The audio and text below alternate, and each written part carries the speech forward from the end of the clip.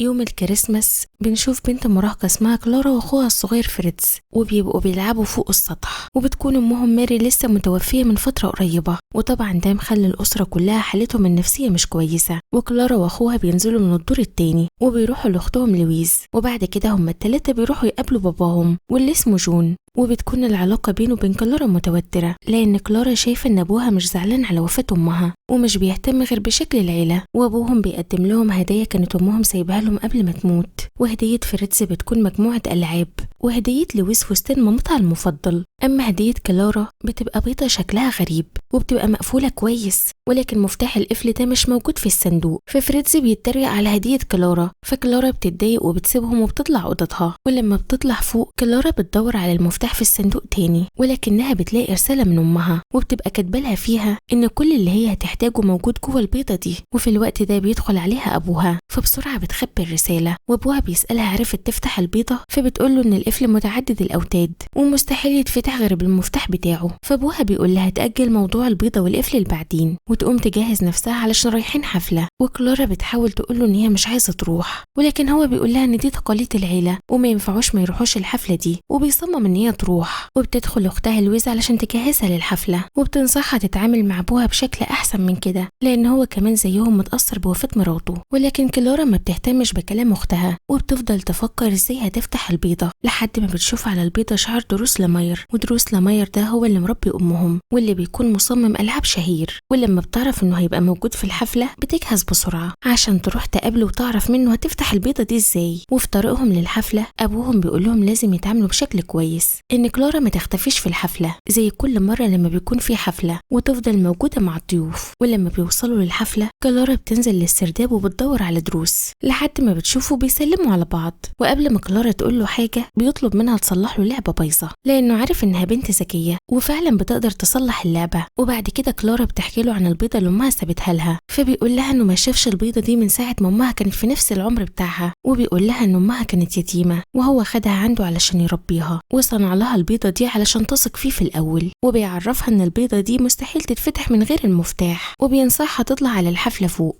وهو هيبقى يطلع وراها وهيقول لها على الحل. ولما بتطلع كلارا فوق أبوها بيزعق لها وبيقول لها إنه قال لها ما تختفيش في الحفلة، وبيسألها هي ليه دايما أنانية وما بتهتمش بالعيلة، فهي بتسأله نفس السؤال، وعشان كده أبوها بيتضايق وبيسيبها وبيمشي. فكلارا بعد كده بتروح علشان تكمل احتفالها وتشوف الهدية اللي دروس سابها لها هي وباقي الأطفال. وكلارا بتفضل تمشي ورا الحبل اللي آخره موجود الهدية بتاعتها، وكلارا بتفضل ماشية ورا الحبل ده لحد ما بتطلع نفق غريب، والنفق ده بيوصلها لعالم تاني موازي، وبتلاقي نفسها موجودة في غابة ثلجية. وكلارا ما بتكونش فاهمة ان ده عالم موازي وبتبقى فاكرة نفسها انها لسه موجودة في الحفلة. وكلارا بتكمل مشي ورا الحبل ده لحد ما بتلاقيه وصلها المفتاح البيضة، فكلارا بتفرح جدا وبتعرف ان دروس هو اللي سايب لها المفتاح كهدية. ولكن قبل ما كلارا تاخد المفتاح بيظهر فار غريب وبياخد المفتاح منها وبيهرب، فكلارا بتطرد الفار وبتجري وراه علشان تاخد منه المفتاح بتاعها. فالفار بيوصل لطبقة جليدية خفيفة ممكن انها تتكسر بسهولة، وكأن الفار عارف ان كلارا مش هتقدر تدوس على الطبقة دي. فكلارا بتتغاظ من الفار ده اكتر وبتفكر في اي طريقة توصلها للناحية التانية اللي فيها الفار، فبتشوف جسر بيوصل المنطقتين ببعض، فبسرعة بتروح للجسر ده، وهناك بتلاقي جندي محنط شبه لعبة مشهورة اسمها كسرة البندق. فبتستغرب شوية وبعدها بتكمل في طريقها، ولكنها بتتفاجئ ان الجندي ده مش متحنط ولا حاجة وان هو عايش زيه زيها. والجندي بيقول لها ان ما ينفعش حد يستخدم الجسر ده ويروح للعالم الرابع الا باذن من الحكام، لان العالم الرابع في حالة حرب مع العوالم الثلاثة وما ينفعش حد يدخله. فكلارا بتهدي الجندي ده وبتبدأ تعرفه على نفسها، وأول لما كلارا بتقول اسمها الجندي بيتصدم وحتى الفار كمان بيتصدم. فالجندي بيعتذر لها وبيقول لها ان هو ما يعرفش انها الأميرة كلارا بنت الأميرة ماري، وبيعرفها على نفسه وبيقول لها ان هو الجندي فليب كسرت البندق. فكلارا بتستغرب جدا وبتفتكر ان ده بيتهيأ لها مش اكتر، وبتقرر انها ما تهتمش بحاجة غير ان هي تروح تجيب المفتاح من الفار. وبتقول للجندي ده فهي عايزاه يخليها تعدي الجسر ويساعدها انها تلاقي المفتاح. ففليب بيحاول يحذرها من الدخول للعالم الرابع ولكنها بتصمم بتصمم، فبيضطر يوافق لأن ده أمر من الأميرة بتاعته. وفعلا بياخدها فليب وبيعديها الجسر وبيوصلوا للعالم الرابع علشان يدوروا على المفتاح لحد ما بيلاقوا الفار. فكلارا بتجري وراه وبتفترق عن فليب، ولكن ده بيكون فخ. وكلارا بتتفاجئ بكائن ضخم جدا مصنوع من الفئران وبيفضل يجري وراها وبيحاول يمسكها. فهنا فليب بيتدخل وبيحاول ينقذها من الكائن ده وبينصحها انهم يطلعوا من العالم ده فورا. ولو وصلتوا لحد هنا اعملوا لايك واشتركوا في القناة وانزلوا في التعليقات اكتبوا لي رأيكم. فكلارا بترفض في الأول، ولكنها بتتفاجئ بواحدة ست شكلها مخيف بتناديها علشان تجيلها وبتقول لها تيجي تاخد المفتاح بتاعها. ففليب بيقول لها ان الست دي اسمها جينجر وبيقول لها ان ده فخ وان اللي بيروح لهناك ما بيرجعش، وبياخدها بعد كده وبيهربوا. وفليب بيوديها للقصر الملكي. وفي الأول الحراس بيرفضوا يدخلوهم، ولكن لما بيعرفوا ان هي الأميرة كلارا بنت الملكة ماري بيدخلوها فورا. ولما كلارا بتدخل القصر بتبدأ تستغرب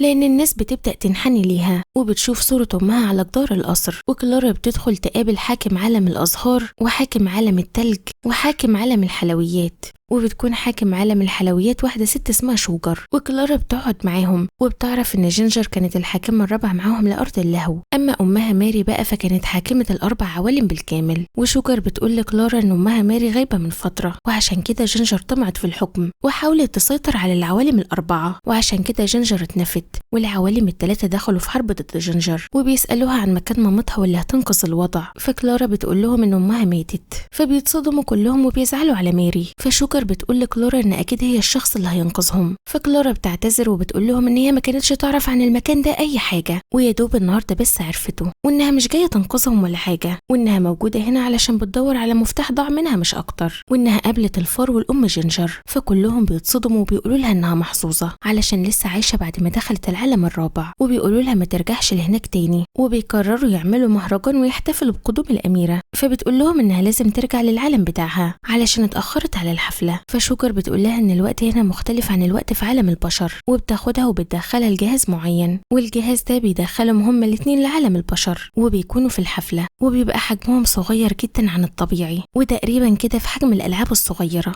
وكلارا بتلاحظ ان هي بتشوف عالم البشر بالتصوير البطيء. فشوجر بتشرح لها ان العوالم الاربعه وقتهم اسرع من عالم البشر.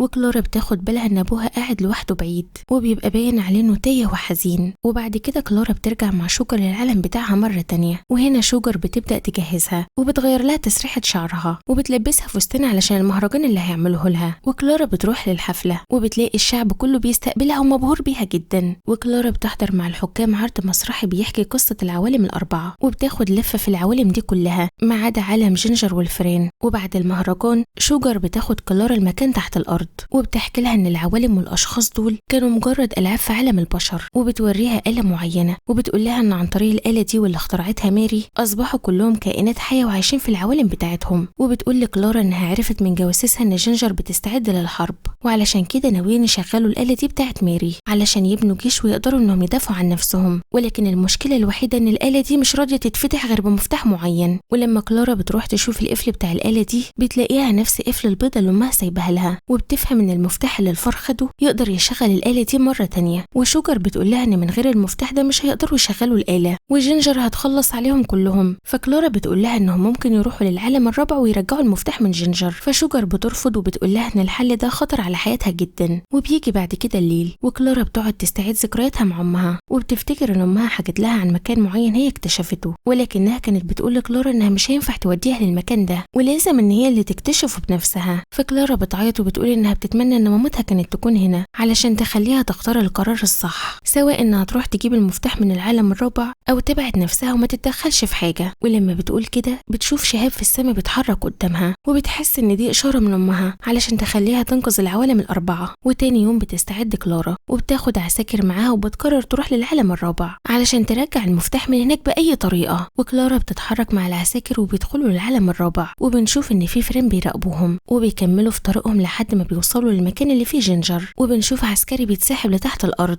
فكلارا بتجمع كل العساكر على مكان عالي علشان ما يتسحبوش زيه. وهنا الفئران بتبدا تهاجمهم وتوقعهم واحد ورا التاني وبيفرقوهم عن بعض وبيسحبوهم لتحت الارض. واثناء ما كلارا بتحاول تهرب هي كمان بتتسحب لتحت الارض، والفئران بيودوها لحد الام جينجر. وهنا كلارا بتقابل جينجر وبتقول لها انها هنا علشان تاخد المفتاح بتاعها. فجينجر بتقول لها ان المفتاح ده يخص ماري بس ومش بتاعها هي. فكلارا بتقول لها ان امها ماري ماتت. فجينجر وجينجر بتتصدم لما بتعرف كده. وفي نفس الوقت فليب بيوصل للمكان اللي جينجر فيه علشان ينقذ كلارا وبيواجه رجالة جينجر. فكلارا بتستغل ان هي اتشتتت بدخول فليب وبتوقعها وبتاخد منها المفتاح وبتهرب مع فليب. فجينجر بتفضل تنادي عليها وبتقول لها ترجع المفتاح لان ده خطر جدا عليها، ولكن كلارا ما بتهتمش. وبتوصل كلارا وفليب لمكان بعيد شوية وبتقف على جنب علشان تفتح البيضة بالمفتاح، ولكن المفاجأة انها بتلاقي البيضة جواها جهاز موسيقي مش اكتر. فكلارا بتيأس جدا وبتحس انها تايهة وانها لسه ما لقتش الاجابات من امها، وبتدي المفتاح للجندي وبتقول له انها ترجع للعالم بتاعها، ولكن فليب بيوقفها وبيقدر يقنعها انها ترجع في قرارها ده وتيجي معاه للقصر. وهناك كلارا بتدي المفتاح لشوجر واللي بتفرح جدا، وبتاخد كلارا والمفتاح وبينزلوا تحت الارض عند الآلة. وشوجر بتحط مجموعة ألعاب على شكل جنود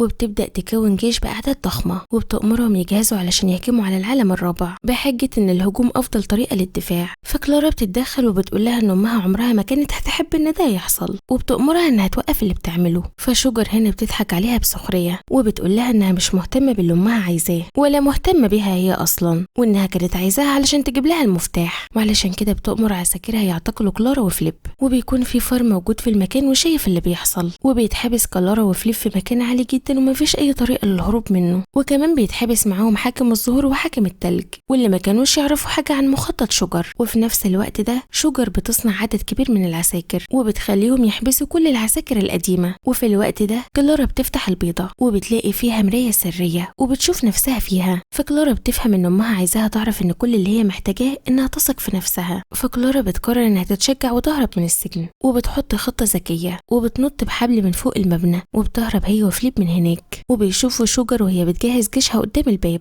فكلارا بتقرر تروح للآلة وتوقف اللي بيحصل ده، ولكن مستحيل تقدر تعدي من قدام الجيش ده. وبتشوف بعد كده قدامها الفار واللي خد منها المفاتيح قبل كده، والفار ده بيساعدهم وبيوديهم من طريق مختلف عن طريق البلاعات. وبتقول للفار ياخد فيليب ويروحوا يحذروا جينجر من الهجوم اللي هيحصل، وده لانها فهمت ان جينجر هي اللي طيبة. وبتقول لهم انها هتروح للآلة وهتحاول توقف اللي بيحصل ده على قد ما هتقدر. وبالفعل كلارا بتقدر توصل للأوضة اللي فيها الآلة. وفي نفس الوقت فيليب بيوصل للأم جينجر وفليب بيحكي لها على كل حاجة وبيقول لها انه هيساعدها في التصدي لشوجر. وبيقرروا هما الاتنين يبدأوا بالهجوم على القصر، وبالفعل بيتحركوا بعروسة ضخمة جدا ناحية القصر، وشوجر بتطلع بالجيش بتاعها يواجهوهم بره القصر. وفي نفس الوقت ده كلارا بتحاول توصل للآلة ولكن الجنود بيشوفوها وبيبدأوا يطردوها ويهجموا عليها، وكلارا بتبدأ تتصدى ليهم وتدافع عن نفسها. وفي الوقت ده شوجر وجيشها بيهزموا العروسة الضخمة، ولكن بيكتشفوا ان فليب هو اللي بيقود العروسة وان الأم جينجر مش موجودة فيها. وبتكون جينجر في الوقت ده قدرت تتسلل وتطلع للأوضة اللي فيها الآلة عند كلارا وبتساعد كلارا وبتشغل الحراس لحد ما كلارا تروح للآلة وتوقف اللي بيحصل. وفي الوقت ده بيتحد فليب مع الكائن الضخم اللي متكون من الفيران وبيحاولوا يتصدوا لجيش شوجر. اما شوجر فبتروح لعساكرها وبتخليهم يقبضوا على جينجر، وكلارا بتستخبى وشوجر ما بتشوفهاش. وبعد كده شوجر بتخلي عساكرها يحطوا جينجر على الآلة دي علشان ترجعها لعبة، لان الجهاز بيحول اللعبة لكائن حي وكمان ممكن يعمل العكس،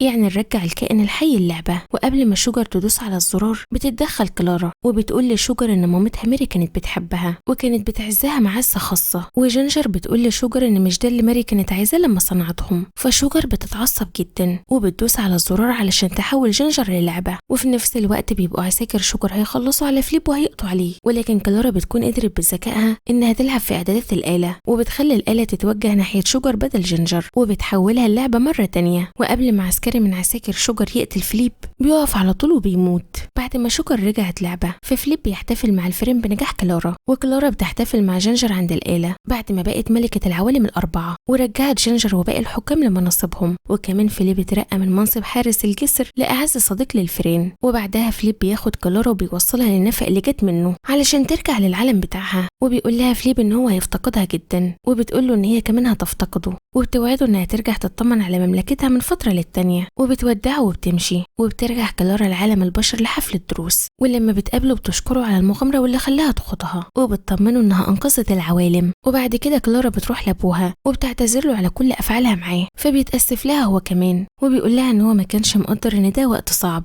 مش عليها هي بس ولكن على العيلة كلها. فكلارا بتقول له ان هي خسرت مامتها واللي هتفضل تفتقدها للأبد، ولكنها مش عايزة تضيع لحظة تانية بعيدة عنه ولا عن اخواتها، وبيحضنوا بعض كلهم وبتتصلح علاقتهم ببعض. وكلارا بتطلع البيضة وبتشغل الموسيقى اللي فيها علشان ترقص مع أبوها، فأبوها بيقول لها إن الأغنية دي هي اللي رقص عليها هي وأمها أول رقصة في حياتهم، وبيبدأوا الاتنين يرقصوا مع بعض على نفس الموسيقى، وبينضم لهم فريدز ولويز وبيرقصوا كلهم. وبيخلص الفيلم. ولو عجبك الفيلم اعمل لي لايك واشترك في القناة واكتب لي رأيك في الكومنتات.